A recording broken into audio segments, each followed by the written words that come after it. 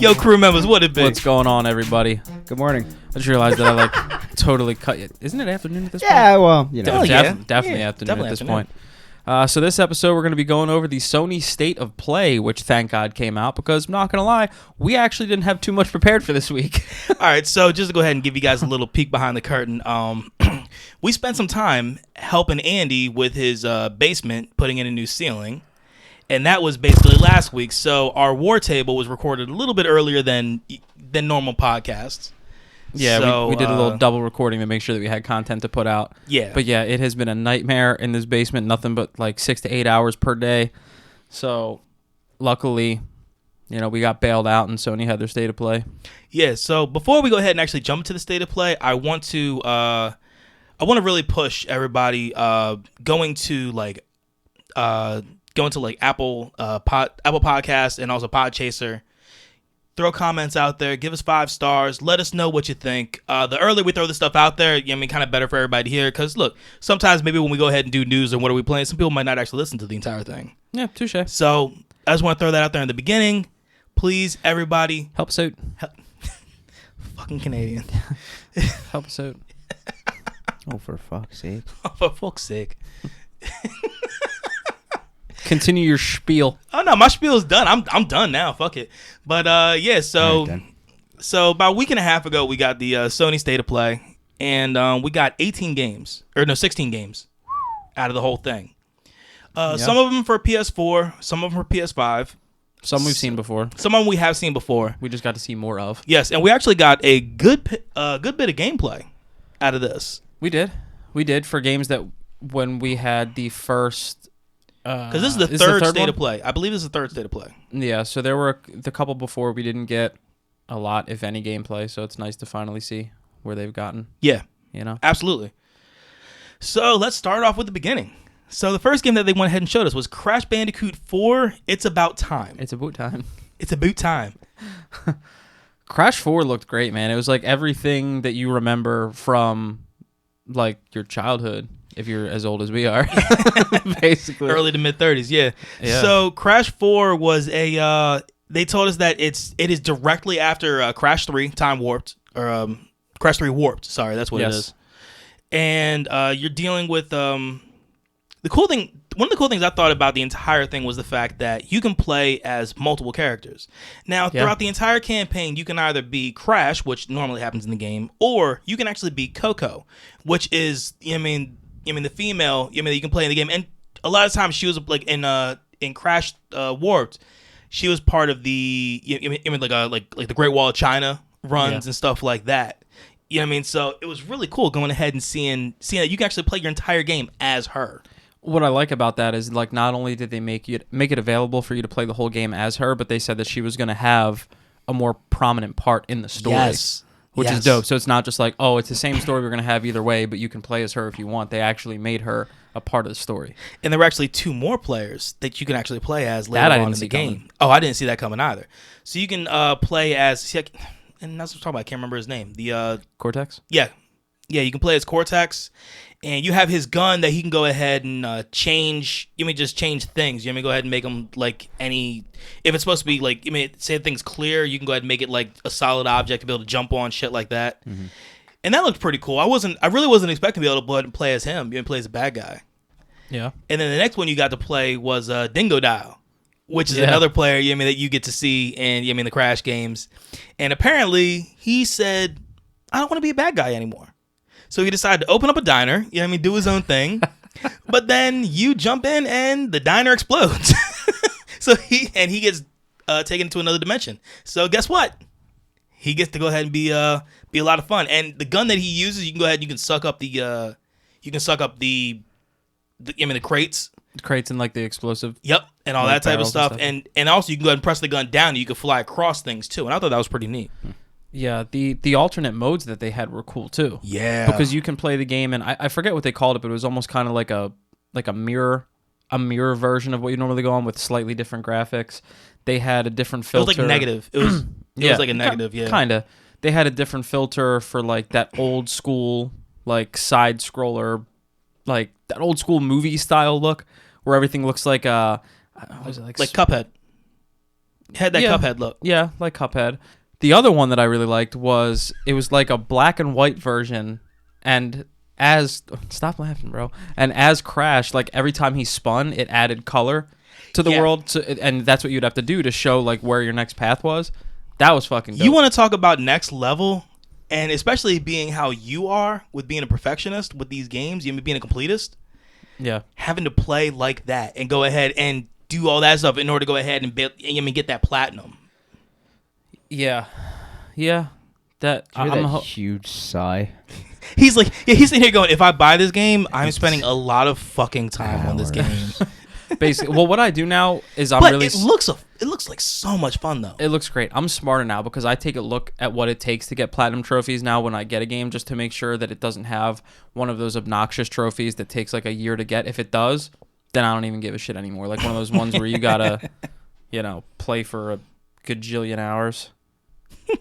But but no, that was Crash 4, and it looked fantastic. And that comes out on October 2nd, 2020. So only in a few months. Yeah. Then moving right into something that got me super excited because I didn't see it coming. Yeah, you guys, both y'all didn't see that coming. Yeah, actually, that was interesting. We had seen the at the last Sony event, and possibly the first one, but maybe just the last one. I think it was only the last one. We had seen Hitman 3. Yep. I believe it showed a little bit of gameplay, but mostly cinematics just to get you excited for the fact that Hitman's coming back. But this one here, PlayStation VR, is where this is headed. And it looked sick. It seems like a game that would be perfect for PlayStation VR, but we were talking before we cut the mics on, and with VR, it's still so new, and while they've had some great stuff, they've also had some stuff that doesn't quite work as well. Yeah. VR is one of those things that it's hit or miss, but it all depends on how much time you put into it. If you rush something, you can rush a regular game and probably get by without too much crazy stuff. But in VR, the stuff that looks rough looks really, really rough. Yeah. So I'm always a little skeptical when it comes to VR games, but I think that this could be great. Now, one of the things I saw that I thought was pretty cool with that was so normally with VR games, and actually we kind of saw it with later on we talk about Vader Immortal. Once you get past normally where the cuff would be for for say like a button-up shirt, it's normally just blank. You don't see anything. Yeah. And with Hitman, once you got past the cuff, it was his jacket. Yeah. Yeah. You actually got to see more. So you actually have you have arms. Where, normally in these games, it's just your hands. It's basically your hands, or you're holding the apparatus for like a gun or something like that, and that's it. Yeah. Yeah, so that was pretty cool, and that's going to be coming out January of 2021. Yeah, I'm keeping my eye on that for sure, because I'm a VR whore. Now, the next one is, it's a new-ish game, but it's basically just it's a remaster. That's all it is. From 2008. So it is it's from 2008. A game's called Braid Anniversary, and it's the anniversary edition. Mm-hmm. Yeah, so they basically did with this what they did with Ori and Will-O-the-Wisp. Yes. It's just an updated version, which they made it look fucking awesome though. Yeah, for every pixel that came from the 2008 game, there are 9 pixels. Yeah. Now, that's just fucking impressive. Yeah, it's tough sometimes to notice just how much better these games look. So it's really nice that they give you the side by side of the old ones now, because then if you would have just seen it on its own, you'd be like, all right, I don't remember it being that different from the original, and then you see both, and it's like, holy shit, yeah, that's a lot better. Yeah. A whole lot better. Yeah, so Braid is coming out 2021. So the next one is one that I am super excited for, and I loved. Actually, this is like the second or third time that I've watched that gameplay. I'm more excited for it now than I was before, because when I saw the clip of it the first time, I was like, "It's weird. This just looks weird." Yeah. She's so first of all, let me go ahead and tell everybody we were talking about the Pathless, and in the first cinematic that we saw, she was sitting like on the outside of a black hole. And then she goes, she gets sucked in, and then she's like, she has a bird with her, and she just kind of starts like skating around the world. Think of how little we got the first time we saw this game, that when we talked about it, the only way we could describe it, I was like, well, there was this girl with an owl on some like astral skates. That's all I got. I don't have anything more. And we got a lot more now. Yeah, now we actually have clear direction, and I'm so excited. Yeah, so she is called the Huntress. Or actually, I believe she was just the Hunter. It's the Hunter. Yeah. Sorry. Yeah, she's the Hunter, and she does have an eagle with her. Yes, not now. Oh, shit. Yeah. Thanks for just sitting on that information. Let me look like an asshole. Well, yeah, that's what I. Well, that was the point of it. Well, we went That's from the late old chime in. information to new information. Yeah, I'm the new info. Owl, eagle, pigeon. What the fuck is the difference? That would be a huge ass pigeon, bro. Yeah, big ass pigeon, and it's not a bird of prey. He wanted to say something so bad, but Lawson just went, yeah. Yep. Yeah. Yeah, it's not a raptor. But yeah, so in this game, you are the hunter, and essentially it's an open world. There's no map, and there's also no aiming, because I mean she has a bow and arrow, but there's no aiming. It also looks like there's unlimited arrows as well. Yeah, they focused more on timing than aim. You actually have to time your shots, but it aims for you. Yes, and that doesn't mean it's easier. No, and there are these diamonds that are all throughout the world, and every time you hit one of these diamonds, it fills up this little meter on the bottom of the screen that helps you, like we were saying before, skate across.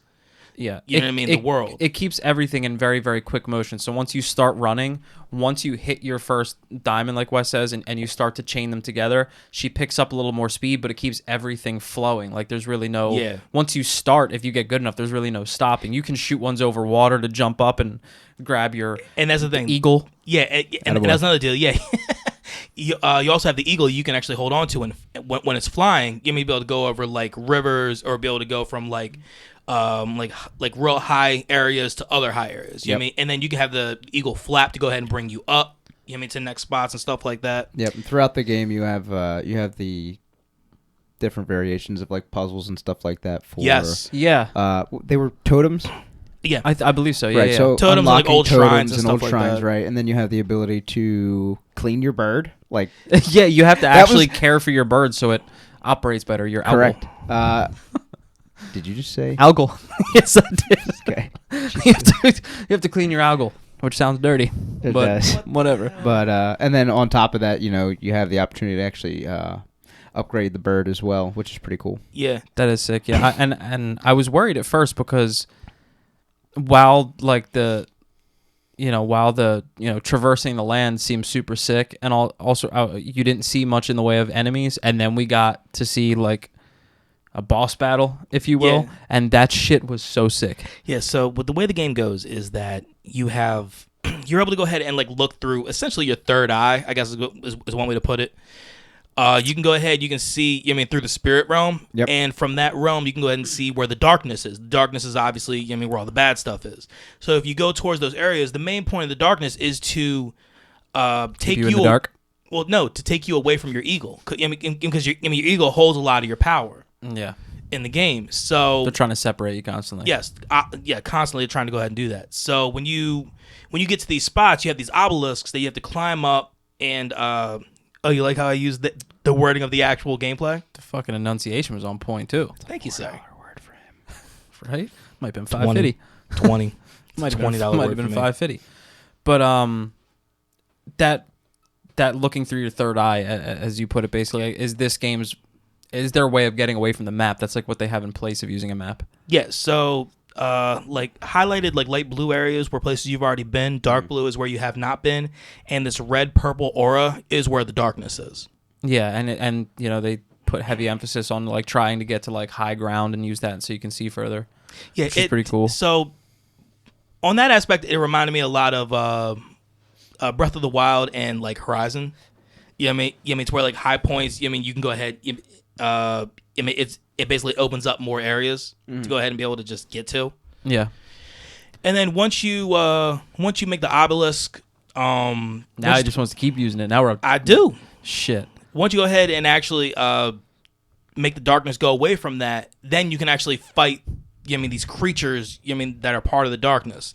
And once again, still no aiming with the arrows or anything like that. So it's one of those deals to where you just keep on shooting your arrows to kind of keep your speed up, and then you get close to it, and then you start taking out the one we watched. It had like 6 legs and like one big eye. It looked like a big ass deer.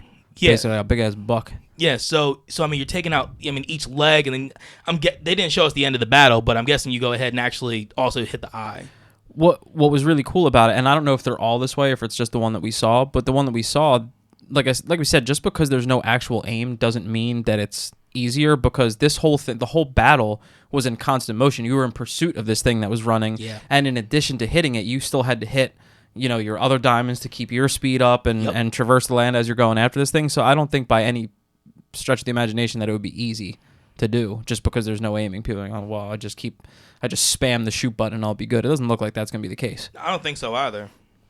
But yeah, that was the path list, and I could not be more excited. That is Holiday 2020, and I would definitely keep an eye on that because that has the potential to be, to me, it looks like it has potential to be Game of the Year candidate. I don't know about win it, but I feel like it could be up there.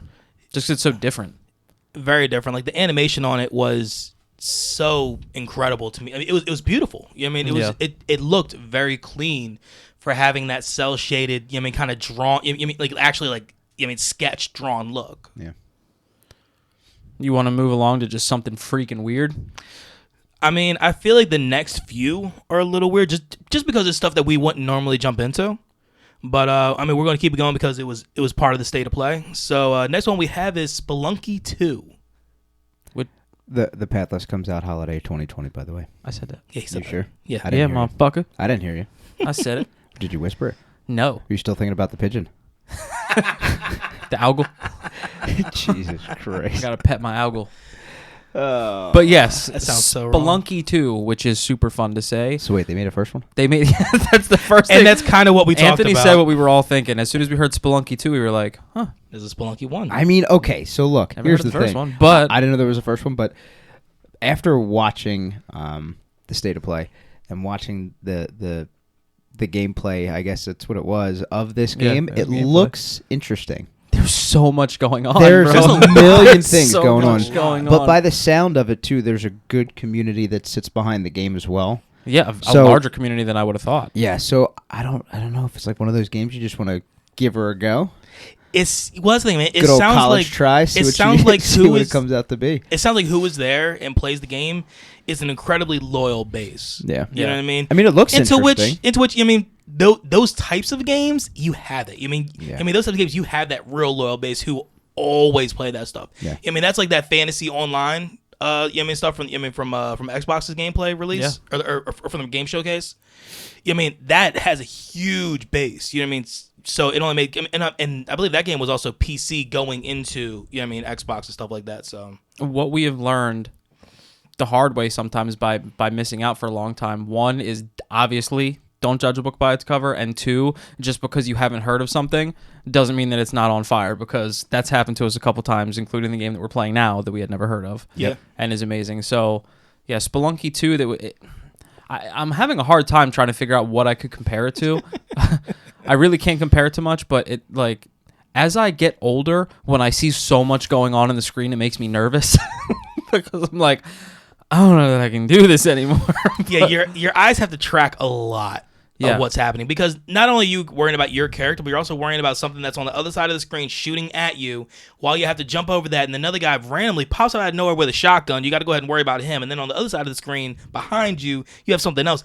There's a lot going on with the game. Yeah, and it was like you just made my brain hurt. It was like a maze version of like a dungeon crawly type of thing. Yes, and that's actually a really good way of putting it. The cool thing about it was that they said that you could play this game for a long time and come across new things. Yeah, you can never do the same thing twice, and it'll be completely different every time.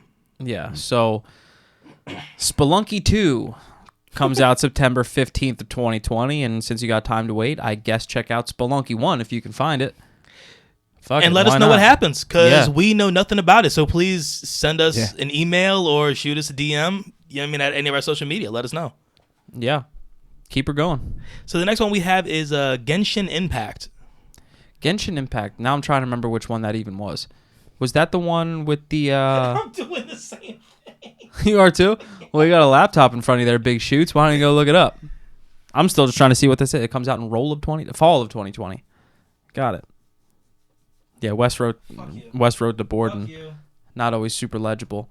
But Genshin Impact, if I remember correctly, was the one you were like, hey, said, that's another Breath of the Wild style. It was like Breath of the Wild meets Pokemon, I thought you said, or some shit. Yeah, so it was very Breath of the Wild, to where it had the exact same look of the world. You know what I mean? It had the same cell shaded type look, but it had that it has that classic anime style of drawing. I think Fire Emblem would be another game I would go ahead and compare it to. With the animation style. That's fair. I know. I mean, look, we know next to nothing about it, but no, we know a little bit about it. Yeah, tell me. We about know it. a little bit about it. Tell me about it. You want me to tell you about it? Tell me about it. I'll tell you about it. Give me all. Tell me about it. I'll tell you all you want. I'm just, sitting here just fucking riffing a little bit because my phone hasn't loaded yet. So it's an upcoming free-to-play open-world live-action role-playing video game developed by MiHoYo, and apparently it is the second game in the from the original feature IP, and it is the first from not necessarily the developer, but I guess it would be the publisher, or which would be Gun Girls. Yes, who told me about it? Not you, Wes. Well, because I have a laptop in front of me. Wes, don't tell me about it. Yeah. I mean, they got me at Journey Across a Magical Realm of Diverse Cultures and Kingdoms in the epic title of Genshin Impact. They already got me there because I'm all about magical, mythical cultures and kingdoms and shit. Does that mean you gonna play it? That's my jam. There probably. were so many consonants in what you just said. Oh, excuse me.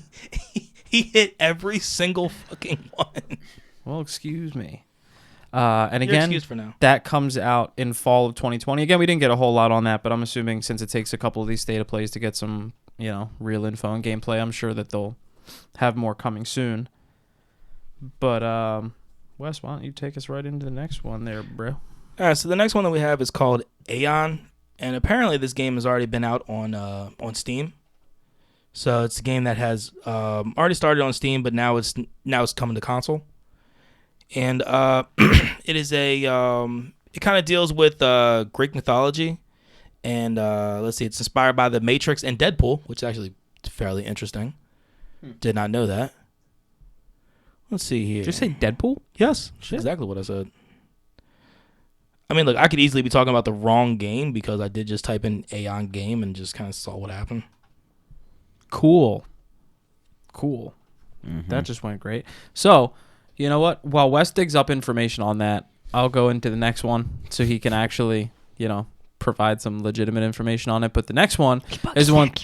No, it's not. It's the one that you guys wanted me to say because no one else wanted to say it. It's the Annos Matushinaminishunum, which is... Where are you looking? I'm just kidding. On the left side, right under... Yes, oh, hey, right look at that. Look at that. Yes. Say it again. One more game. Anno Mutationem. Is what, great. I can't even go there because now Wes found his information. Why are you slamming things? I know, right? You're slamming a really nice phone, man. You really shouldn't do that. I'll slam the case. Until you crack the screen from slamming the case. Already cracked the screen. So apparently this game is called Aeon Must Die. Yeah. Is actually the name. I didn't realize the Must Die was part of it. And let's see here. This was actually kind of a weird one to watch because it had a really strange look to it. It was a side scroller, but I mean, it was when we saw dude had like the motorcycle and he was like slamming somebody's face into the ground when he was like driving across. That was pretty cool looking. Oh, it was pretty neat. But the thing, it's a side scroller, but the gameplay and like the animation on it looks nothing like a normal side scroll. I mean, it looks like something you'd normally see off of like a free range camera type game. But free range camera, that makes no fucking sense. Yeah, I agreed with him. Like, I fucking know what the hell he was talking about. Like, yeah. What? Why'd you do that? Keep going. That's all I got. I have next to nothing on the fucking game. Okay. Well, back to what I was saying. But the game does come out 2021. Touche. We'll definitely have more information moving forward. But now I'm going to try to say this for the second time because it wasn't super easy the first time. But Anno Mutationem coming to PS4. You made it sound a lot easier than what it looks like. I tend to do that sometimes. But Anno Mutationem is a combination of 2D and 3D modes, action-adventure gameplay, sprites, and polygons while throwing in some RPG elements and letting the whole thing come alive amid a bustling cyberpunk world. So in this game, you take control of the main character, Anne, a lone wolf, one-woman army who is supported by her hacker friend. When you start the game, you'll be in what they call exploration mode, which means you play the game as if it's your favorite action RPG. You move around in 3D, talk to NPCs, interact with the environment. No rush, your world, do what you want when you want. Basically, is how it starts. As you proceed into the next section, it seamlessly switches into 2D battle mode, which is where Anne busts out the broadswords, hand cannons, and the fast, lethal rhythm of battle. Combat is all about double jumps, dodging, and well-timed ground pounds. It plays like your favorite 2D action games, along with exciting platforming and huge boss fights. Okay, I still remember this one. It kind of had that My Friend Pedro vibe. This is the one that I said it looked funny when she was running. It looked it looked like the frame rate was dropping, but it wasn't. It was just like the that was when she was in 3D. When she's in 3D was when that had that weird look to it. But the 2D, she had that huge like light up sword. Had like one streak going across it. Yeah, it is cool how it has an open world vibe though, because it says in that city that you see that she's roaming when you first start, you can roam the night streets through throngs of people, choose to return to her apartment to take a rest, check your email, or go to one of the local stores for supplies. As with many ARPGs, you can buy, sell, and craft new gear or upgrade old favorites. Well rested and supplied, you are ready for the next mission. So it's sick. Like I said, it does have a very cyberpunk look. Oh yeah. But it's cool that it has elements from different styles of game. It has 3D RPG elements. It has 2D battle elements. So it's going to feel like a bunch of different games that you've played. You don't normally have that transition. No. Within the game. No, I don't think you do. So I mean, they're definitely adding something in that's not a normal thing that we see. So yeah, but definitely check that out. That's Anna Mutationum coming out in December of 2020. It looks interesting. So the next game is the one that Andy hated the fact that we talked about to begin with. Freaking Subway sandwiches with legs, bro. Bug snacks. Snacks with the bugs. So you learn a little bit more about the actual game itself. So you're a reporter. You're an investigator. For first time at a news corporation. So he's an investigative reporter. Thank you. You're welcome. Thank you. Yeah, dude, that 100-proof fucking hits. Bro, I'm not going to lie. Like before this gameplay trailer today, my excitement for this game was about a -2. Yeah. Now I'm at least at like a 3. So if we keep going, I'm going to be upset when I actually have to eat my words. When he buys it. He's going to buy it. He's going to buy the fucking game. Andy, you trying to play some chill? No. Why? I'm snacking bugs. So the people of this town, it looks like you're trying to help them. For the most part, you try to help them do like regular tasks. You know what I mean? You're going ahead, like there's a farm where you're trying to help them get this one little burger bug, back in its pen, so you're throwing ketchup. This chick is like, you need to figure out what my favorite bug snack is, and then tell me. And I'm obviously like, her arms and legs are fucking carrots. Yep. So you got to go ahead and you got to find this bug. You need to use your investigation skills. It's like, come on. You know what got me in this damn trailer that made me go, shit. What's that? Maybe I have to get it. What? Trapping the bug snacks? Well, that was a cool part. Is the fact that like it seems like there's a different way you have to catch each one because they have different things they like. Different. Well, that was neat though, ways because like the flying one, like you actually had to shoot the trap off of a catapult. I'm thinking it was the town. But no, because that's kind of what got me seeing the town start to seeing that was cool. Grow. Yeah, it was awesome. It was cool, but I am a sucker for the type of games where you have to collect things and then you see it show up. Just like when I'm playing Animal Crossing and there's like, a directory of all the bugs that you've caught and the fish, and it fills out, and there's like a finite number. Like when you caught your first 151 Pokemon, and it's like, cool. I'm seeing that. I'm like, oh shit, this is a collect them type of thing.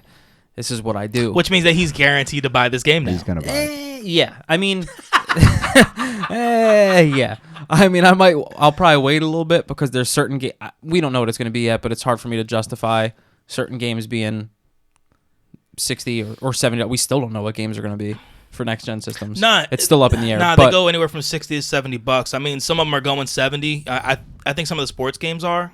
Yeah, are going to be 70, but I think I have heard that other games are just going to keep with the 60. So and I know there's a market for it. I know, all games are loved by certain people, but it's hard for me to spend like, $70 on the Pathless and then spend $70 on Bug Snacks. I just feel like I'm getting a different. I have a lot easier time thinking about spending 70 on the Pathless. That's what I mean. So this one I'd probably wait. Unless I see a little more on, I'd probably wait for it to, be out for a little bit, come to a little, PlayStation flash sale or something. Speaking of which, when were we looking for this thing to release? Huh? What? Holiday 2020. So this is a fucking transition. Cool. Because this was the first time I think I actually was going to forget. Yeah. But holiday 2020, you can catch yourself some bugs. You can catch little Subway sandwiches and burgers and carrots and beets and a all fucking sorts pizza, of- a all fucking sorts of Mothra stuff. pizza size. The first dude that you see is like a Bug Snacks version of Gary Busey. It looks like. He's not wrong. Shot him big teeth. But Holy shit. Yes. So the next game was actually, before we hit the next game, let's go ahead and pause real quick. Let's go ahead and jump in our We're pausing. well, yeah, no, we're going to pause, let can our do it. ads go ahead and go in, and then we'll come back real quick. All right, we're back. So, wait, you like that? I forgot we had ads. We only have one. I forgot we have an ad. Yeah, it's me being loud as shit talking about Anchor. Oh yeah. So that's Bug Snacks. Now to listen about Anchor. Like, holy shit. Why is Wes screaming? Does he work for these fucking people? Kinda. I mean, technically, we all work for them right now. I mean, they are a host. Yeah. But like Wes said, we are back, and this next game got me excited, and I then was gonna say, it dude- kind of brought my excitement down a little bit because he's right. And this is Vader Immortal. It is It a looks awesome. Good holy concept. fuck. Yeah, you scared the shit out of me. Yeah, I know. He's You're sitting welcome. right next to me. I was looking at him, and he still scared me. Yeah. It's because he's loud. Vader Immortal is a Star Wars. It's a PSVR game set in the Star Wars universe, where basically it looks like you're tracking down Vader. It looked like, right? Yeah, and you have, I mean, you are a Jedi. I mean, you have the Force. And Yeah. the part that cracked me up was the one robot. Like, I love the robots in these fucking Star Wars games. They're funny, man. Because, like, I mean, C-3PO and then, who's your little dude, in, R2D2, not RG, BB-8. no, not BB-8, no, BD-1. Oh, in the God, I missed that game, by the way. It was so and I good. can't And remember. I can't there's for a the, DLC I right can't for now, the life of too. me remember what it was called. Star Wars Fuck. Jedi Force mess people up. What the hell was it called? Fuck. All right, I gotta look that up. But, yeah, I think his name was BD-1, though. It was BD-1. But yeah, dude, like the robot you meet in the in Vader Immortal, he goes, "Well, you could have told me you had the Force." It's it was just like it was such a moment where it's like, yeah, I guess that kind of would be something you can go ahead and kind of put out. Yeah, the only thing that makes me nervous about this is what seems to trip up game developers. What the fuck was that? I don't know. Where the fuck you come from? What seems to trip up game developers when you're making PSVR games are games that there's a lot going on and it's got a quicker pace, and you have to do certain, like you have the force powers, you have your lightsaber, so as you're swinging it back and forth, sometimes either the camera can lose track and all of a sudden, your hand's over on the right, but your lightsaber's down on the bottom left, and it ruins the immersion a little bit. Hopefully they have that figured out. The Fallen Order. Jedi Fallen Order. Yep. Fuck that. Where is my game, by the way? Do you have it? You have it. Okay. I was about to say, Just making I sure. had to buy it on my own That's just- because you threw it to him when he was deployed. Yeah, that's you just shipped not. it to That's me. just not a game that I want to lose track of. Don't worry, I have it. Such a good game.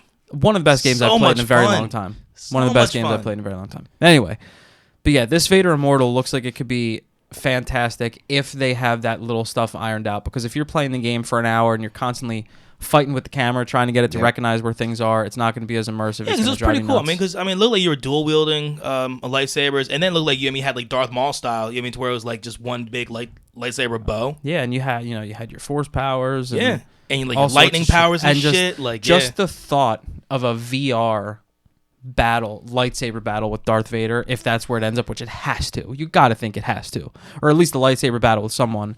Just it takes me 6 to midnight if we're being honest. So that's something I'm definitely keeping my eyes out for, and that I believe is at August 25th, brother. that is August August 25th, 2020. Yes, sir. 2 days before my birthday. But yeah, that's Vader Immortal. You really don't have to keep that alive, I'm gonna keep it alive as long as It's I his can. birthday, man. It's my birthday. So the next one is something that a lot of people were waiting for when it came down to when this game was released, because there are certain things that are in the game that that lead you to believe that this DLC. Oh shit! Yeah, he had a good sip on that one. Well, it wasn't just that. You could I literally heard him go. I'm like, this man sounds like a dog slurping out of a fucking water bowl. Like, we're trying to talk here, not. Sorry. Oh man! Damn it! Sorry. So the next one is a DLC for a Control, and it has to do with the Alan Wake game, which came out a few years back. It's a free game right now on Game Pass. I know that, and it's a fucking freaky ass game from what I've heard. You know what I mean? And apparently there are a lot of things that to where that Alan Wake is actually the precursor to Control, and there's a lot of little little threads to go ahead and put them together. And in this DLC that's going to be coming out in later on this month in August, they're really going to go ahead. On your birthday, by the way. Damn. It comes out on my birthday, everybody. August 27th, the best day of the year. I love Hunter Proof, man. I do. I was born that day. So Can you taste the rainbow? That's kind of where I thought you were going with all right, that. Miss Daisy. So I'm the only one in this room that's played Control. I mean, I've only played it for a few hours, and it's an insane game, dude. It's Tell us trippy. how it is. It's trippy as shit. I mean, because there's a lot of stuff. There's like weird dimensional things that are happening. Throughout the game, and you get this gun that can go ahead and when you shoot it in particular areas, it brings walls and everything else like back to looking normal instead of like this weird geometric look. So I might actually have to start streaming that when my roof is fixed and I can actually go ahead and start fucking streaming again. That'd be pretty cool. Now that game was up for some awards this past year, wasn't it? This year? Yeah, Was on it the not? Game Awards, I believe it was up for at least 3 or 4, including Game of the Year. I know for a fact it was up for Game of the Year. Yeah, that's dope. Now we were listening to, I believe, Alex from What's Your Spaghetti Policy was telling us about it when we did the Heroes and Villains, the Mortal Kombat episode, right? Because that's what he was playing. Now, did he say something about literally being able to take pieces of the environment? Yeah, so and throw it to use it as a weaponry, basically. Yeah. So so you have a telekinesis, so you can go ahead, you can lift objects and like hold them and then push them towards your enemies. Okay. And stuff like that. I mean, it's literally anything, dude. You could throw a bench, you could throw a vase, you could throw anything. A vase. A vase, yes. He's cultured. He didn't throw a vase. He throws vases. Can I throw a car or a bus? Well, you're or a in. house. You're only in like one building, so Well, then technically I can't throw anything. No, you can't throw any of those things you just. If you throw the house you're in, you're throwing yourself with it.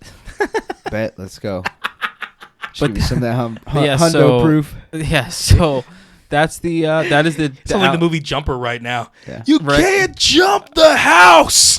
Watch me. Yep. But that is the Alan Wake DLC for Control. It's not actually called the Alan Wake DLC, is it? Isn't it called like what is it the Foundation? What the fuck? What was it? I'll look it up. Look it up. But yeah, that comes out. But I called it the Alan Wake DLC because it has direct links to Alan Wake in that DLC as opposed to anything else in the game itself. Mm-hmm. Yeah. So again, that's August 27th, 2020. Best day of the year. Feel free to send me presents, everybody. But moving right along into a game that really Yes, it is called Alan Wake Control. Oh fuck me. Okay, The expansion cool. too. Yeah, AWE. So Now, if you are So excited for this one, huh? a fan of just so much shit happening on the screen and strategy, here comes auto chess for your ass. yeah, they brought chess up to the next level, didn't they? There was a lot it going looked on like there. Each piece had like a health bar, and they were like all Mhm. shooting each other, and it just seemed like, I mean, you can look up more on it if you want while I'm talking about it here, because there's only so much I can say. It just looked like a freaking stressful version of a game of chess. Give me everything you have to say about it. That's it. That's everything I have. If chess wasn't already stressful, this is a more stressful version of chess. Yeah, that's fair. Is what it seemed like, which will drop. I almost said August. That's a 10. October 31st. Look, just because That's you have those games in your on your birthday month and one's on your birthday doesn't mean every game's coming out in your birthday month, huh? Yeah, right. Shh. Yeah. Well, at least we know Control Alan Wake's like the second coolest thing to happen on August 27th. The first one is not your birthday. Yes, it is. Yes, it is, bro. In 1988, I made this world a better place. Yeah, so we talked before about the esports stuff. Remember Dota 2? How we talked about a little bit about that stuff. We actually hit that in the previous episode with the esports. So I'm hoping this links to auto chess. It does Me actually. too. Okay. Yeah, yeah, because it's actually called Dota Auto Chess. You know what I mean? So it's is it from the the same? same developers. Ah, there it is. Interesting. You done good there, sir. I try. Both y'all did amazing work here. You done. Appreciate you. You done good there. Out of the Google users, 87% of them like the video game. 87. Wow, 87%. Damn. Oh, 87%. Yes. You made it sound like Just- 87 just users. 87. I was like, well, that's 87 people like this that is game. a blistering number of folks Out of- that like to play the game. Out of 100. So, 87%. Damn, that I mean, hey, shit. That's- And the user rating is what I that's always fair. care about more because I mean, critics are. No, I don't care about critics. I do. I too. wanna It's- know- I mean, I love the idea of critics loving a game, but that's not all I'm going to base my shit on because there's same thing goes with movies. When you have those those movies that are man the winners movies, the movies. We are I'm right from there with outside you, of though. Philadelphia. I mean, look, we do have a particular way of talking around here. I am right there with you though. I prefer the user. I like you said. I like The user score. the user score is the best. At least that's what I think. Damn, dude. Yo, this next game we're about to talk about this is a killer when it comes down to scores. All right, well, let's move right along into that, and that is the Pedestrian. Yeah, so That was the one that I said was real cool, where it was like a fucking it's like the stick figure fell from a game of Hangman Yeah. and just took off. Yeah. So I mean, that's probably the best way to put that game, actually. it really is. So I believe this is the first time this game is actually coming to a console because it is a PC game originally. Ah, so is it available Steam. on Steam and stuff Yeah. like that? Oh yeah. Cool. Yeah. And So it seems like a lot of the games that we're actually talking about right now are already available on Steam or will be before they actually release. well, on it's actually console. really funny because Xbox did the same fucking thing. Yeah. So here's the thing: if you have the opportunity to give these games a try, including amongst us, if we have Steam or something like that, and we have the opportunity, maybe we should give a couple a try and then I really report need to back check on out it. Steam. Hell yeah. I really Steam, need to check out Steam. Super Hell yeah. easy, super cool. You have Steam, don't you? I have it. It's free. It's just you Yeah. just buy the game or Oh, dude, whatever. like Unknown Games Podcast, they use Steam all the time. Spaghetti Boys, they use Steam all the time. Like, If I mean, any I've of heard a our bunch of it. listeners though have actually played any of these games, Yeah, dude. Yeah, let us send know. us some info. Let us know how you like them, and maybe we'll Yeah. give them a go.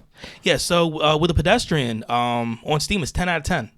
Shit. I mean, it looked like a cool. And it then, looked like a uh, dope concept. Yep. And then from the actual developer itself, Skookum Arts.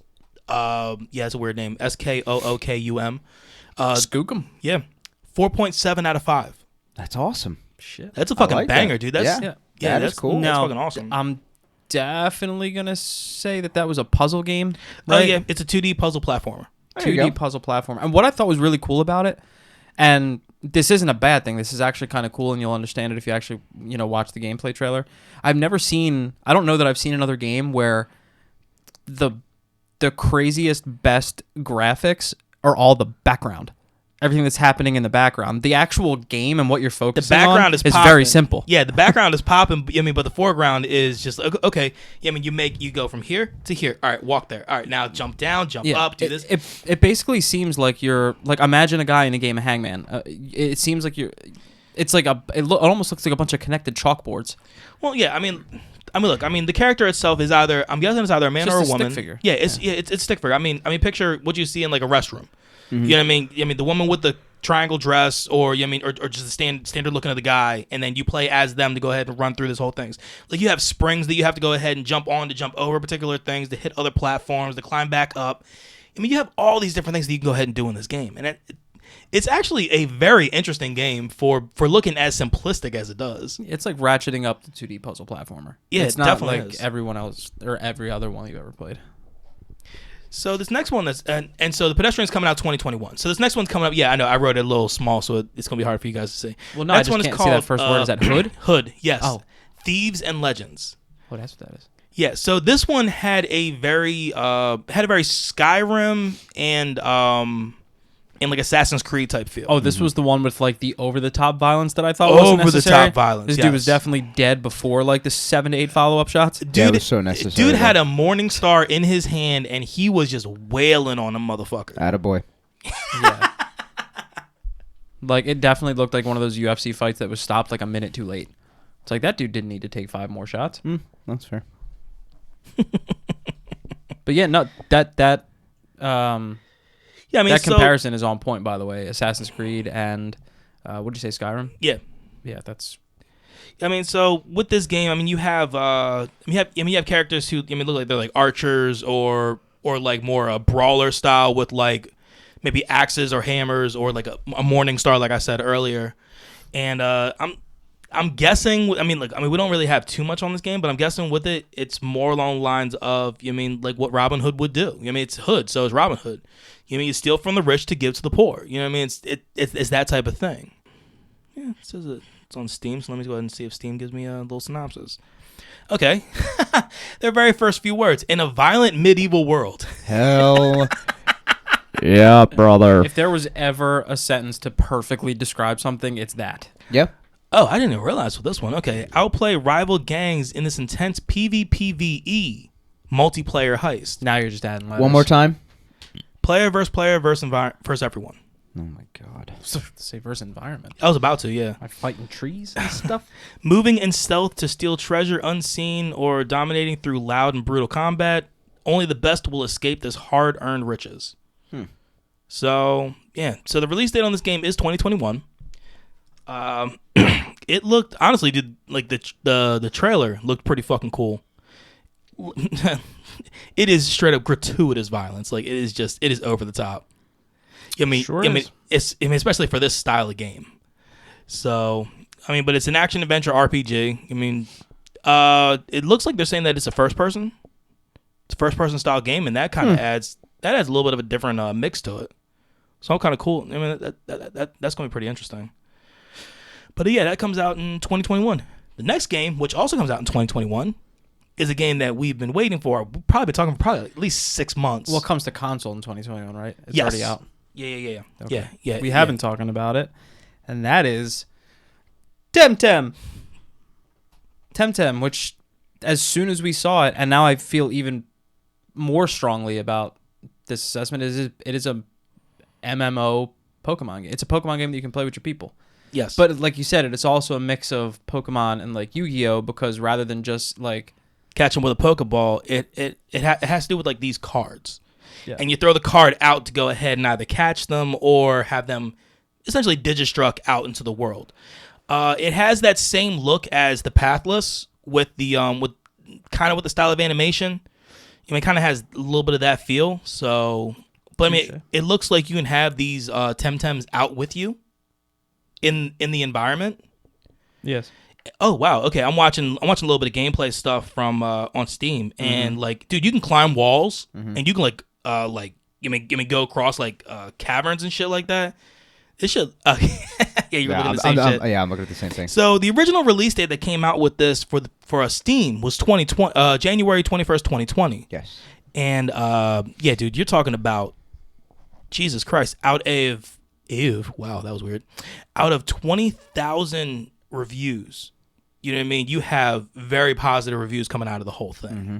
And then even out of recent reviews, which is almost 800, you have very positive. So it is a turn-based game. It is, like we were saying before, it is an MMO RPG and player versus player type.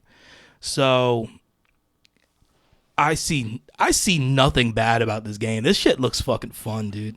Yeah, and it finally gives you essentially a Pocket Monster style game for a console that's not, a Switch or anything Nintendo based. Mm-hmm. You can go ahead. You can change your outfits and shit like that too. Wow, the customization on this is actually pretty wicked. Yeah, and before if you haven't heard already, before you get all up in arms that it basically seems like a legitimate Pokemon knockoff, they signed on it. Yeah, Pokemon basically co-signed this thing and was like, "Hey," they said, "Have fun, do your thing, man. I hope it works out." So currently, at least on Steam, there is an updated. I'm guessing it must be like an updated world, updated DLC type. It's a new island. Yeah, I just saw that too. Yeah, that's on here. So, yeah, dude. Seeing as I just saw the price of it, I might actually go home and buy it and then play it and then. Oh, on Steam? Yeah. What's the price? It's only $37. That's it? Fuck. Yeah. Shit, I need to. Yeah, dude, I definitely need to create a Steam account. Yes, you do.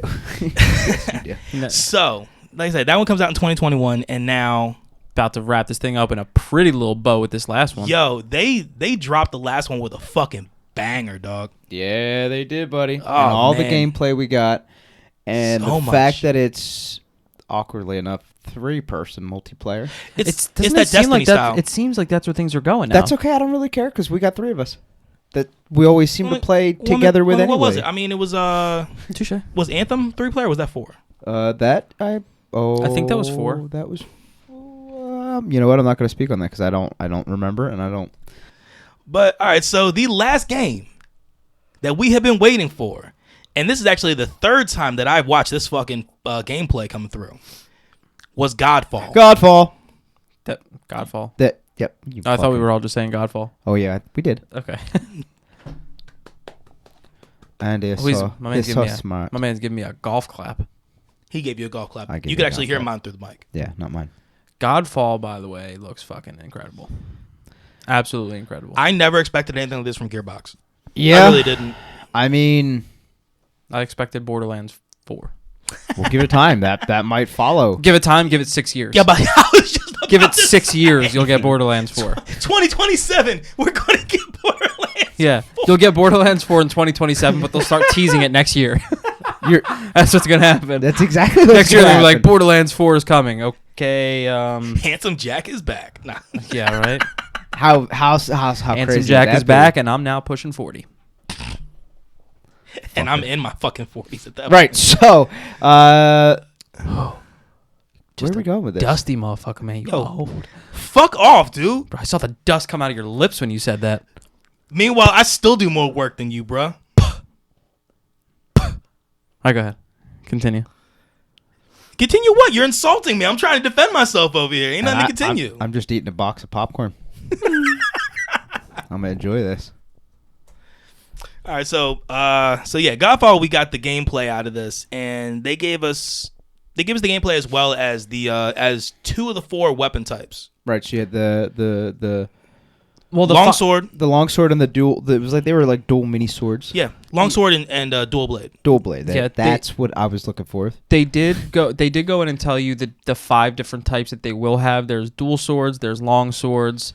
Warhammer, Polearm, Warhammer. The polearm actually looked pretty cool. It kind of reminded me of the glaive in Monster Hunter, which was actually what I used when I played that game. Mm-hmm. And then I forget what the last one's called, but it's just like Monster Hunter. It's that greatsword. It's like a 2-handed greatsword. Yep. Is basically what now those are the 5 classes they have, and like I said, they did go into depth on 2 of them, which actually makes me happy because that leads me to believe that they're going to have more on it. And they said tell us that more after they that. said that. Yeah, I must have missed that. Yeah. I was munching hard, bro.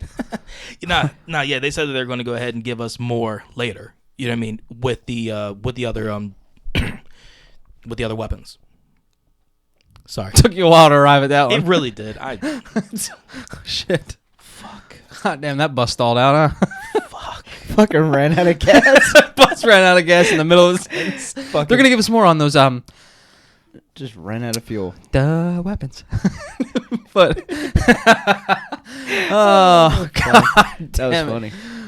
So when it comes down to about the game, Aperion is on the precipice of ruin. He did fuck it up. He did fuck it up. Precipice. Precipice. Fuck. The prep. Man's got like peanut butter lips. Yeah. Asking you shall receive. So you are the last of the Valorian Knights, godlike warriors that are able to equip these Valor Plates, which are legendary armor sets that can transform you into an unstoppable master of melee combat. Sweet. So that's the entire game. And That's badass. Right? You tear through the foes and you climb through each of the elemental realms, which are obviously earth, wind, fire, water. I mean, you have 4 main realms that you go through, and challenge the mad god Marcos, who awaits you at the top. So in order to ascend in Godfall, Ascending Godfall, it is the first of its kind. It is a looter slasher melee action RPG.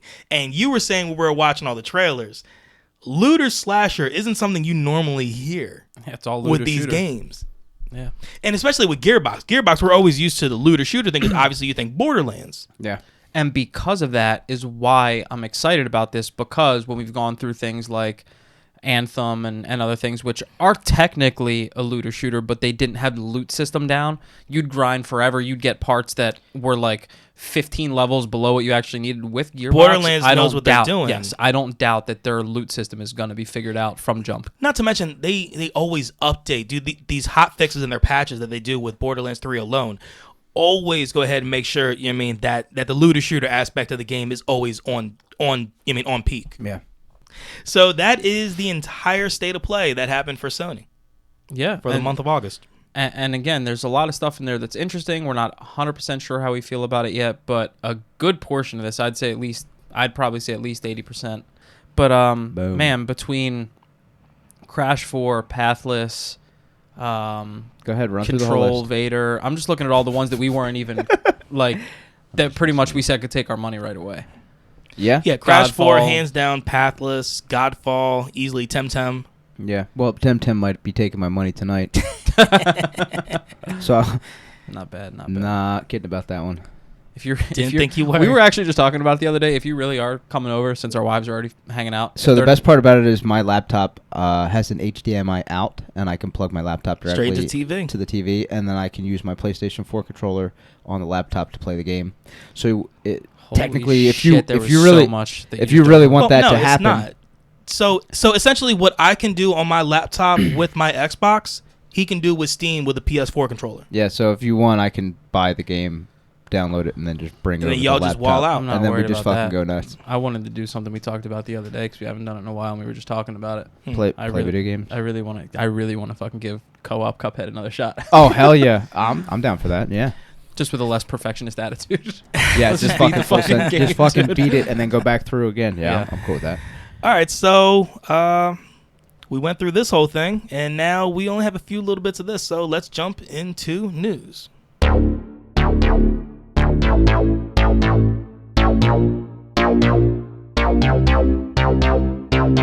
All right, so news. I got only a handful of little articles, and I want to start with a banger because this shit just fucking, I love it.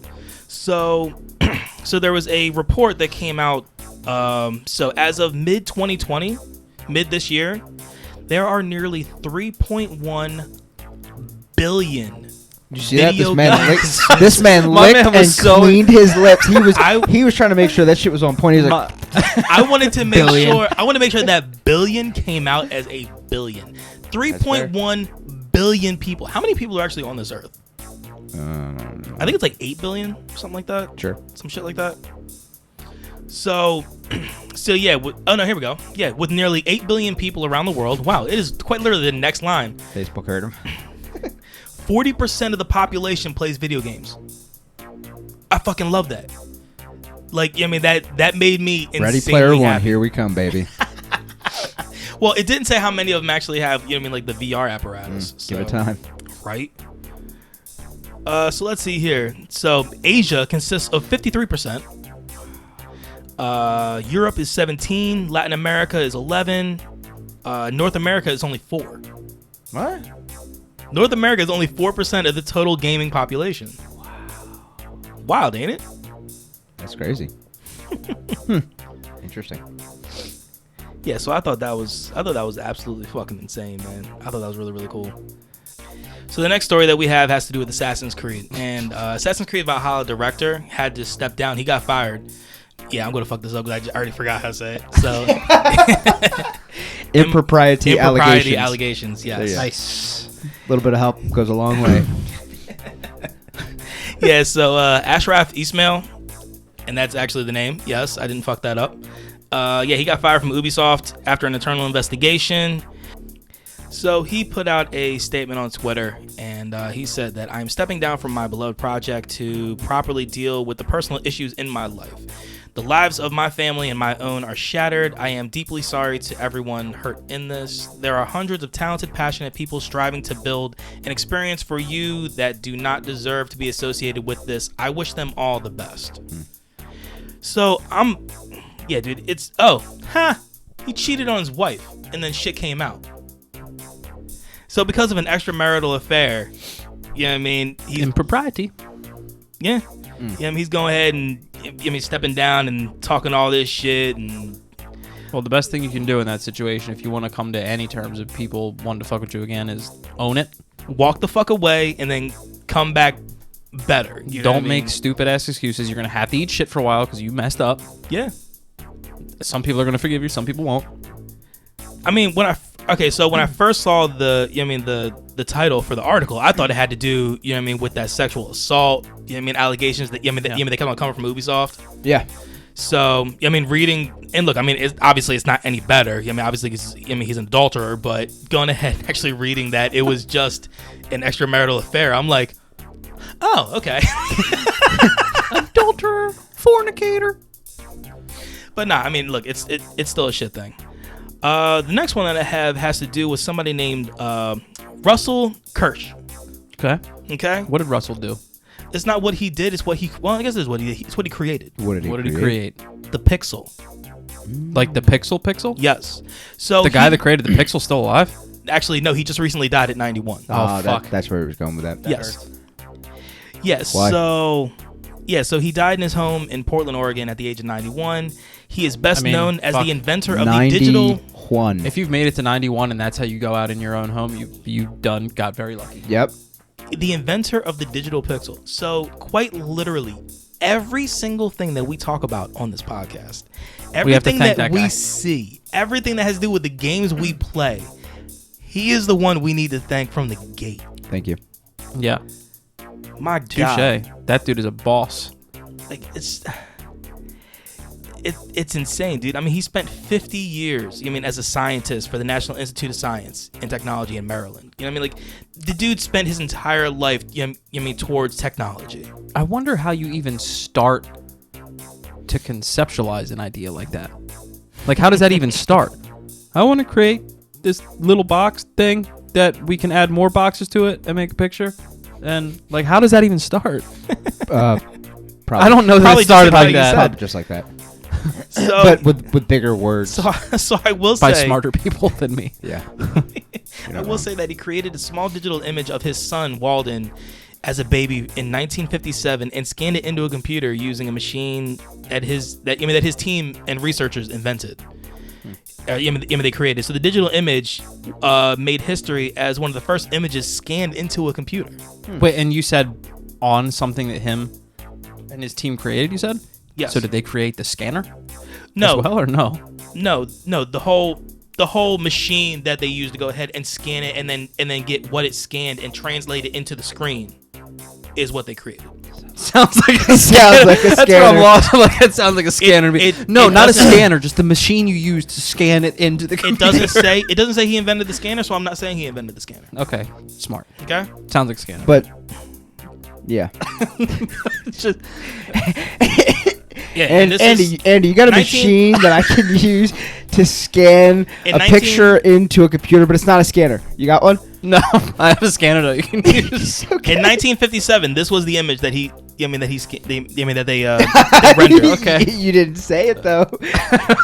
It was like in the scan. Oh fuck! This is the machine that he used to, they rendered. Yeah, there you go.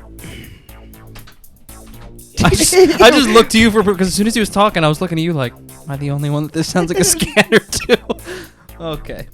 Keep her going. Oh my god. Sorry. Yeah, so, look, he's survived by his wife, Joan, and who he's married to for 65 years, and then his 2 sons and 2 daughters. So this man definitely did it right, man. Absolutely. 91, married 65 years, died in his home, And made the Pixel, scanner. and possibly created the scanner. You keep going on to the next story. I'm researching this guy. Actually, I'm just going to do who invented the scanner. His face is going to So pop the up. next thing... The next thing that I have on here has to do with Spider-Man. You son of a bitch. Is his name Russell Kirsch? That's what I just said. Yeah, he invented the scanner. It does not say he invented the scanner. He just invented that imposter machine that does the same thing. The article off of IGN that I just read did not say he invented the scanner. Well, IGN, he also invented the scanner. There you go. Yes, the first image scanner developed for use with a computer was a drum scanner built in 1957 at the U.S. National Bureau of Standards by a team led by Russell A. Kirsch. First image ever scanned on this machine was a 5-centimeter square photograph of Kirsch's 3-month-old son, Walden. Yep. Which is the picture that I showed you guys. Yeah. God damn. Sweet. Thank See? God that confusion's See? over. So look, came around full circle. Look at that, boys. Beautiful. Look at that. Sure Fucking did. beautiful. So the next story has to do with the PS5 and the Miles Morales game, Spider-Man Miles Morales. That better be good news. Oh no, it is. I'm kicking that door down. So a lot of people were worried about with the game Miles Morales. It was basically. It was its own game, but It looked just like the other one?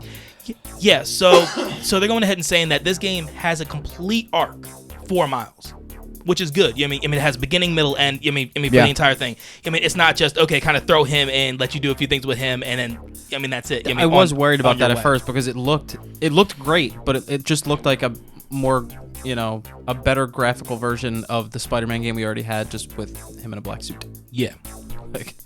But that's really, really good to know. Yeah, so the full arc for Miles Morales was started on the Spider-Man game, on PS4, and then the director of the game, Brian Horton, told Entertainment Weekly that we really are completing this hero's coming of age in our game, and it is a complete story.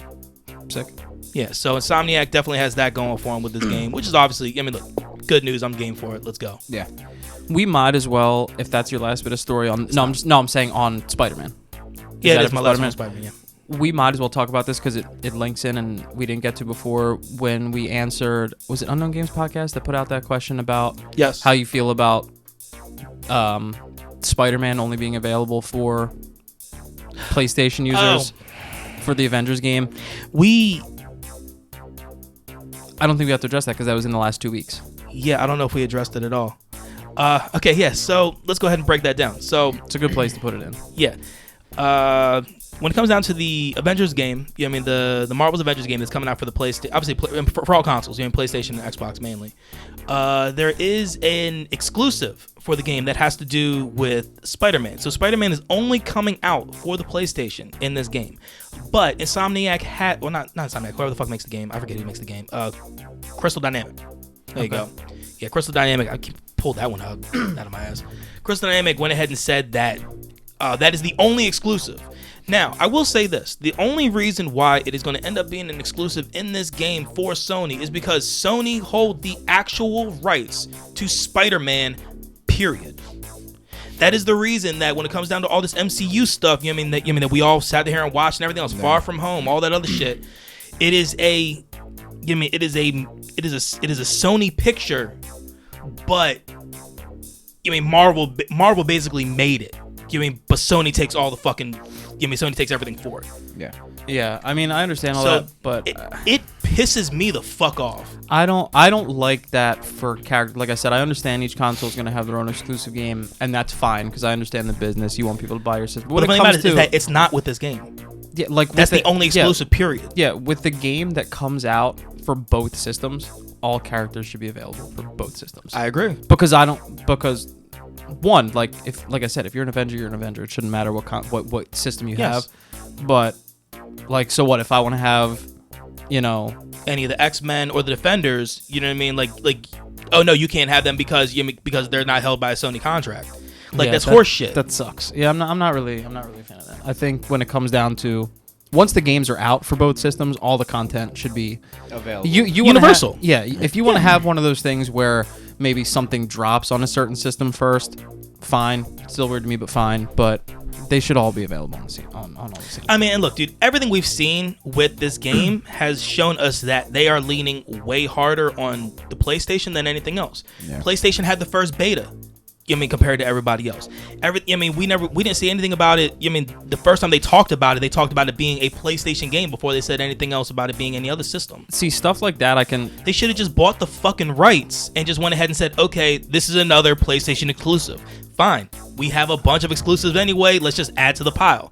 But when you go ahead, when you say, no, this is a full console for everybody, but you can't have one of the most infamous fucking superheroes of all goddamn time. One of the guys that his costume is more iconic than fucking Superman's. Yeah. You know what I'm saying? And you can't even play him on another console. That is fucking stupid. Yeah, like I can deal with it or get behind stuff like, a beta coming to PlayStation first or coming to Xbox first, knowing that like it will get to both, and I'd be able to stomach it a little more if I knew that Spider-Man was still coming to Xbox, which I'm still holding out hope that something will happen there and he'll eventually get there. I don't know how, because contracts are contracts. So I hope. I don't know. I really hope that he does, but with the way Sony has been just as a whole, just Sony Incorporated just as a whole when it comes down to Spider-Man and everything has to do with the Spider-Verse world, they are stick up their ass type people. And again, part of me gets it. Like the business part of me gets it. If you have the rights to something that huge and that iconic, you want to just hold all that shit. Why you want to let anybody else have it? And then the business part of me gets that. because you know there are a ton of Spider-Man nuts that will buy your system and you're just for that game, for that character.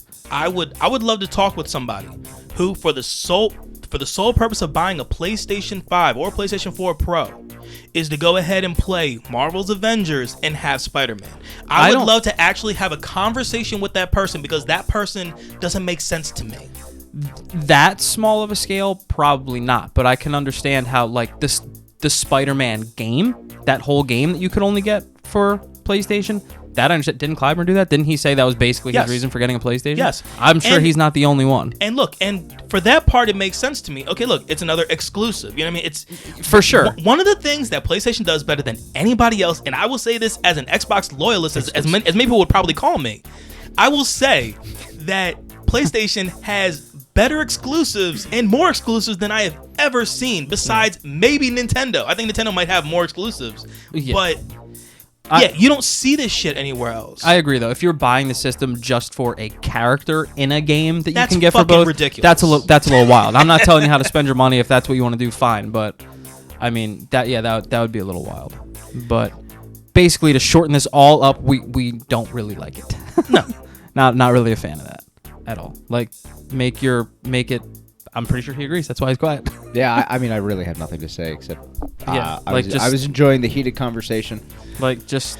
But you're not wrong. That's just. I got nothing. I got nothing. Like, again, console exclusives are one thing, but when something is out for both systems already, make all the characters and everything available for both. Because again, what if you're someone like me who's going to have both systems? Now I have to have a different team on one system than the other because I can't get Spider-Man in this one. Yeah. And not to mention, and that's coming from a place where I understand that I'm fortunate to, be in a position where maybe at some point I can get both. There's maybe someone that can only get one system, and now it's like, well, fuck, I really want to get the Xbox, but I really like Spider-Man. So it's like, now what the fuck? What do I do? You know what I mean? So that kind of sucks. But it's just like, I think we talked about this actually on the first podcast when I first came back. These companies, they just force your hand. It's that simple. Yes. Yeah, and like I said, there's parts of me that understands it. I like Xbox and I like PlayStation. I like them both because they're video games. It's that simple. I like the Nintendo Switch. We don't talk about the Nintendo Switch that much, but there's not much to talk about with them. All three of us have them. All three of us have them. The thing but the thing is, they cater to their people, which is your players. It's that simple. They cater to a younger audience, and they cater to more party play. Correct, which is absolutely outstanding, and I love the system for it. And that's why we don't ever really talk bad about Nintendo, because I have yet to. They really haven't rubbed me the wrong way or do anything wrong. But when it comes to your other two, your big two, because they're so competitive with one another. I understand that, but my thing is, at the end of the day, who is purchasing your shit? Us. Right, exactly. So why do you force our hand? Yeah. Why do you make the I get the console war. Yeah, that's fucking cool. I feel like awesome. I feel like this sits in a different realm than just the exclusives argument. It really does. Because it's a game that is out for both. They're not competing for who gets this game. They're out. They're I would have been much more happy with the fact of just calling this game a fucking PlayStation exclusive. Yeah. And just fucking tie it up in a nice bow like that. And that's it. Make it a fucking PlayStation exclusive. I mean, that way, fine. That way they have Spider-Man because they're the only ones that can have fucking Spider-Man because they're the only ones that have the fucking game. Yeah, like I said, I understand. Like, I'm pulled from both sides because while I can wrap my head around wanting to hold all the cards if you have them, and I also understand that it screws people. Question though, here's the thing: we have Marvel Ultimate Alliance on the Nintendo which is only Switch. On Switch. Yeah, but Spider-Man's in the game, is he not? Well, I haven't played all the way through, but is he not in the game? So are the Defenders. Was he not in there before Sony got the rights? Else? Oh no, he's one of the first players you can play as. No. What I'm saying is Marvel Ultimate Alliance has been out for a while. When did Sony acquire the rights of Spider-Man? Oh, wait. Before the first Marvel Ultimate Alliance? Tobey Maguire.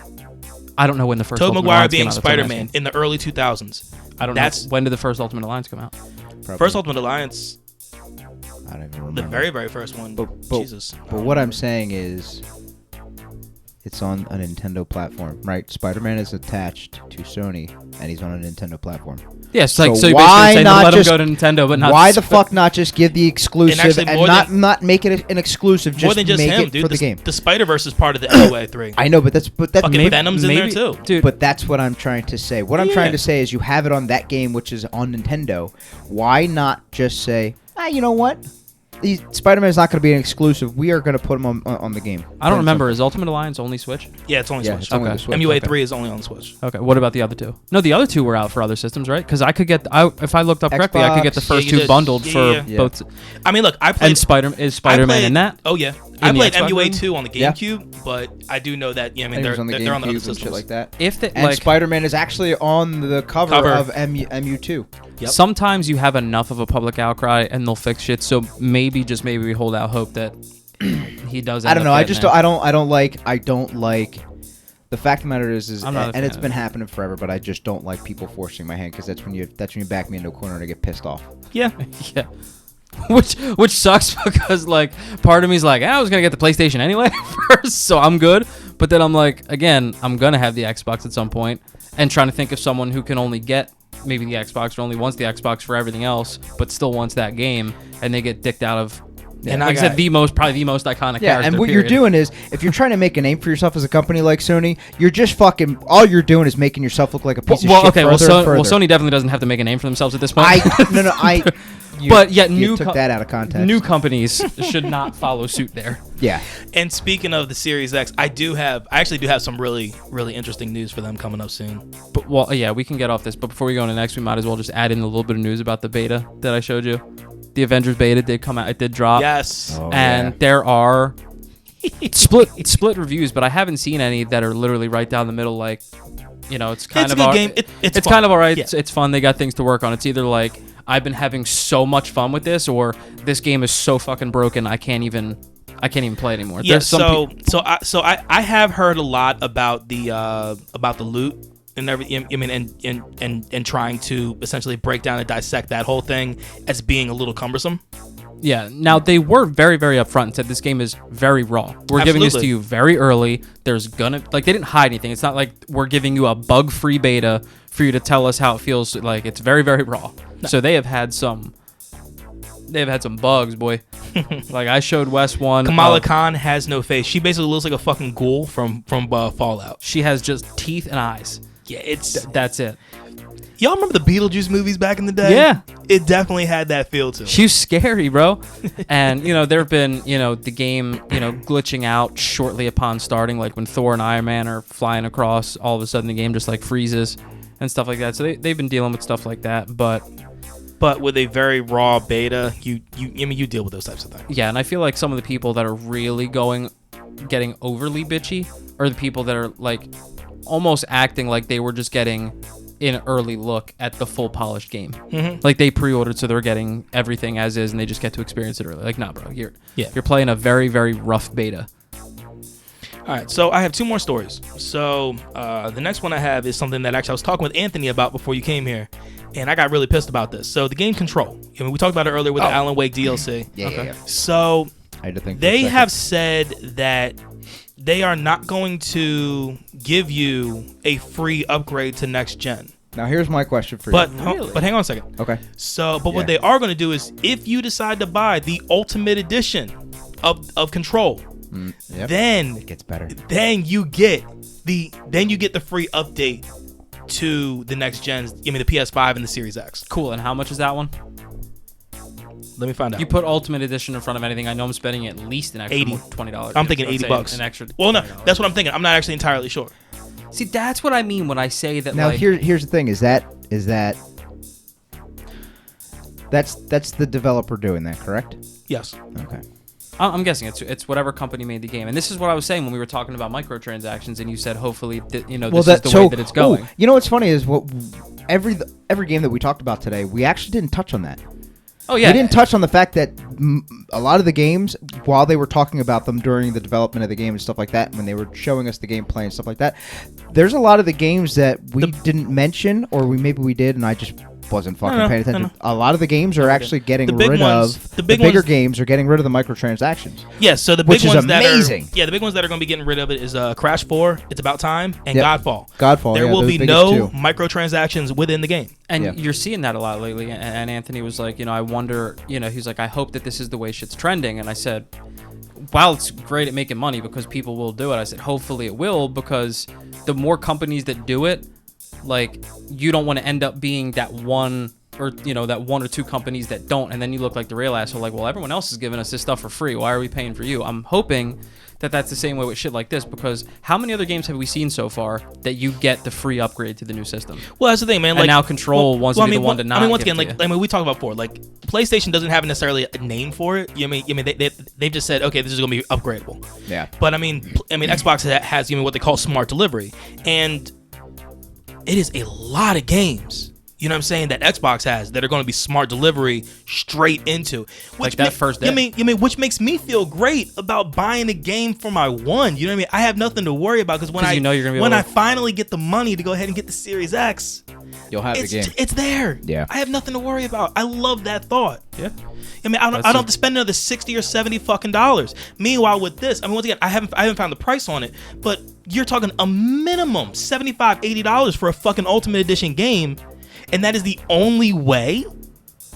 Yeah, no, you're better off if you already have. You're better off just playing it on the one. I am so happy that Xbox has their backwards compatibility in check to where I'll probably be able to play this game and not have a fucking problem. Yeah, even on the Series X, it just won't be scaled up for. No, and guess what? I don't fucking care. No, especially they're trying to get fucking money out of me. Go fuck yourself, dude. That irritates the shit out of me, dude. Yeah, because like I said, they're now in the minority because I haven't, like almost every other game. That's when we've been watching the Xbox stuff. That's the first thing you hear is that it'll be available, day one or whatever. As soon as you get it, you can just. I've realized today was an aggressive podcast. It really has been. You guys only once we got to news because there's some fired up news today, man. Y'all are no longer allowed to drink. No, I'm good. That was a joke. Are you fucking serious? I know, bro. You fucking serious? You bastards better fucking drink. God damn it. Yeah. Yeah. All right, so my last bit of news that I have has to Wait, I thought that was it. No, I said two more. Oh, I said some. Sake. Yeah, I know. For fuck's sake. We're drinking and he can't count. Yeah.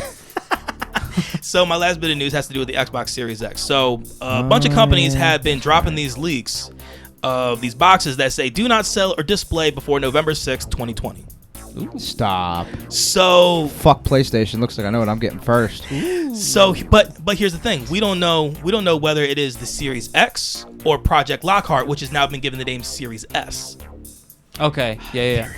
So Series S is basically half the capacity of X. The dumbed down version. Yes. Quote unquote. Yeah. But what you might as well just buy. See, it's funny. One of the reasons probably why they stopped going ahead and making the Xbox One X, Xbox One S, One X. They stopped making the X and the S. Actually, I believe they stopped making those because I think that they're trying to go ahead and make you buy the Series S because the Series S is basically almost the equivalent. What the fuck? Siri? Stop! I didn't even know I even had Siri on. That was weird. So they're so like a pillow over it. Yeah, I mean, so say if somebody had like a 360, you know what I mean? Yeah. I mean, they never got the Xbox One, but I mean, they want something that is as good, well not as good as the X, but close enough. But they don't have the money for the X because the S is supposed to be much cheaper. Yeah. So they could go ahead and just buy that instead. But you're basically getting a glorified X1. You know what I mean? Yeah. Which we'll see. I mean, which to me just sounds fucking stupid. But yeah, so all I really have is that there are these boxes that have to do with it looks like the new controllers for the games. I mean for the consoles. But they cannot display or sell these before November 6th. And I've also read a few other things that say it's either going to be November 6th or November 13th that the Series X is actually going to come out. I mean, I have basically been on record at this point that I want both systems, and it'll probably just come down to. Oh, I'd both. I'd want both. I want both. He didn't even say. There's no TH. No, both. He said both, like BOAT. I'd like that both. I want both of them. It'll probably just come down to which one comes out first. Yeah, so, I mean, unless it's like a week's difference or a couple weeks Microsoft difference. said straight up, November is when you're getting it. They've already said that flat out. November is when you're getting the Series X. It's just we don't know exactly when, and still. So between the 6th and the 13th. Pisses me the fuck off. Let me guess that we don't know how much. Yes. So no one knows how much is it. Just save $1,000 because you're going to be north of $5 between if you're going to get one of like the day one launches. Look, if you're gonna get that, an extra controller, or I can buy another controller. Fuck that. I always do the first. I load up on the first day so that way I have less to buy later. I ain't buying another controller. Which scares me because I'm pretty sure it's only me that plays this fucking system anyway. Don't nobody else play it with me. He sounded so sad just now. Well, you don't. Sorry, Wes. You I'm can sorry. invite a server. We'll I'm play. sorry. I'm sorry. When's the last time Wes ever invited you over to play video games? Never. Let me check my calendar. Longer than your deployment, I'll tell you that. 2013. Yeah. Nobody plays me. Well, you don't ask. Fuck. Yeah, now y'all make me feel bad. You're Well, right. that's why you're the bad friend. Oh, I'm a horrible friend. We ask each other. We ask each other to play video games all the time. We ask you to play video games. But no. Shit. No, man. Just... Yeah, so that's all. Yeah, so look, that's all we have in news. So That'll get cut out. they haven't heard from us in 2 weeks about what we are playing.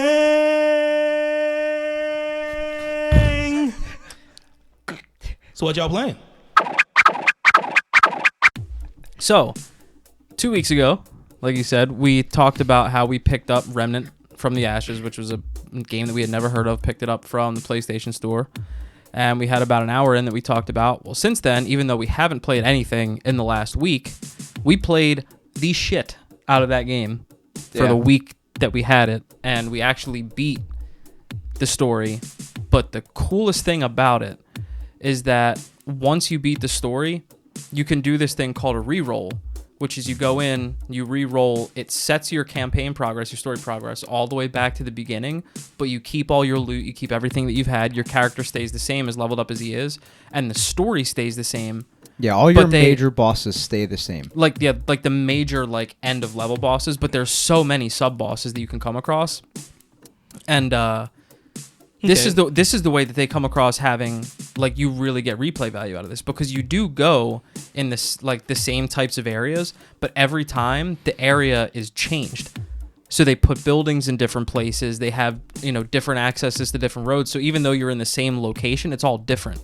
So it basically sounds like true Vault Hunter mode with a twist. Yeah, and the other cool thing is you get different bosses. Like the end of the level bosses stay the same, but the sub bosses, you can get different ones that you didn't get on your first playthrough. Okay. That you can only get certain gear from beating them. Yep. So there's a whole lot of replay value, and we just barely started. I mean, we're maybe like an hour in of our second playthrough before all this stuff started in the basement. But I could not be happier with the $30 spent on that game. We had a shitload of fun. The loot you're constantly coming across new loot. It's endless. We've had, and I'm pretty sure we talked about this while we were playing. There's no level cap on this that we ran into yet. Like, ideally, if you were to look at our level, that was part of the discussion to begin with. I think we're like a level 100 and some shit. Yeah, like the level, it's outstandingly crazy. Like the level may just cap at when you fill out all of your traits. Like, you may be able to fill out all of them. Okay. Yeah. To basically, have your guy maxed out. Crazy. It is crazy, but yeah, we've had a lot of fun. The customization is deep. There's, like I said, there's plenty of loot.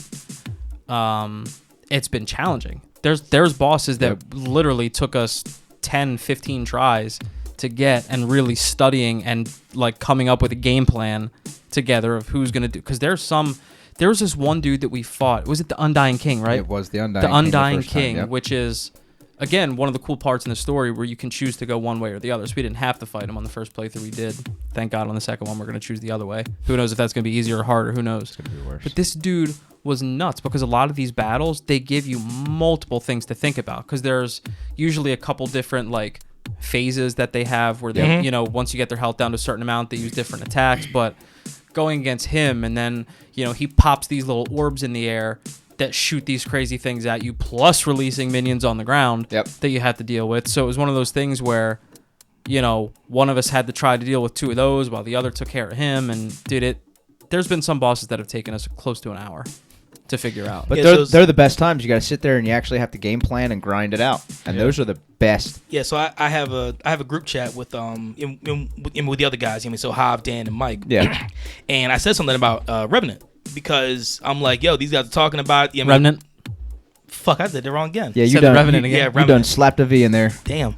Yeah, so I'm like, yo, these guys are talking about it because it's part of Game Pass. The game. Yep. Yeah, and the 3 you'd be able to play together. Yeah. So, but Hob was like, dude, that shit is stupid fucking hard, bro. He's like, If he only played by himself, I could understand that. No, him and Dan played together, and he was talking about, he was like, yo, I was borderline throwing my controller with this fucking game. It's hard, but it's not that hard. But you do come across points where you have to you got to be stubborn and be like, there's no way I'm putting this shit down before we beat it. Correct. Which is what we did. There's not a single boss that we ever were like, let's come back and hit this the next day. No. If it took us an hour, it took us an hour. But you're always getting a little bit of progress. You start to time certain attacks. You start to figure out. Yeah, when you know what? That for us anyway. That was the biggest. That was my biggest pet peeve with the game is you had to learn how to time dodging and stuff. Yeah, if you didn't get that down, then it was damn near impossible, and you would definitely want to quit. Yeah, but I promise you guys could do it though. You definitely can, and it's well worth it. So is that all you've been thrown down on? Yeah. Or at least last week? Dude, that is 100%. Yeah, that's it, man. I haven't touched a thing since then. Yeah, so drywall. Yeah, so I've actually had some fun. So I started farming a little bit more with Borderlands. I mean, I was able with the third DLC. I was able to go ahead and get this one SMG called the Flipper, which is stupid. I was telling you about it. Yeah, I was gonna say that's the one you were telling me about, right? SMG. Okay. So you can shoot up to 9 shots. Each shot deals like up to 4,000 damage or whatever, but it only costs you 1 bullet. You know what I mean, for shooting out the 9 shots. Jesus. Dude, it is gnarly because. So you got it. Oh yeah. Oh dude, now, I have here's a fuck ton. Because I haven't done any of this yet. So I remember I brought up the idea. Now I have no idea if it would work or not. But you know how like some of the shields, they'll charge up your very first shot of the weapon. Yeah. So like, can you add to that damage? Can you take that? I would need to find one of those shields to go ahead and find out. Okay. I actually don't know. So that should be a search and my next one, that would be awesome. My next one that I'm actually going for is actually a shield. It's called the Stinger. So it's part of the one takedown, the second takedown that you get in the game. Okay. It's where you're going against a bunch of the Guardians. It's the Guardian takedown. Yeah. So you go ahead and you fuck around with that, and dude, with that Stinger, you hit one melee on a boss, their entire shit fucking melts, dude. It is like it is ridiculous. Oh, that's so I have never seen a shield like that before, and they've never patched it. Shield's been like this for fucking months, and they've never patched it. So I don't think they're going to either. That's sick. But other than that, I've been thrown out with Clyburn in Halo 5.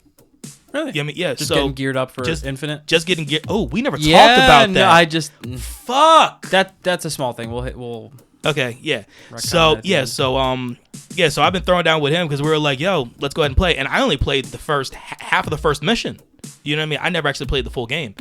And because normally that's actually you and me. And we're normally ones because like Gears and Halo, we normally always threw down together. Yep.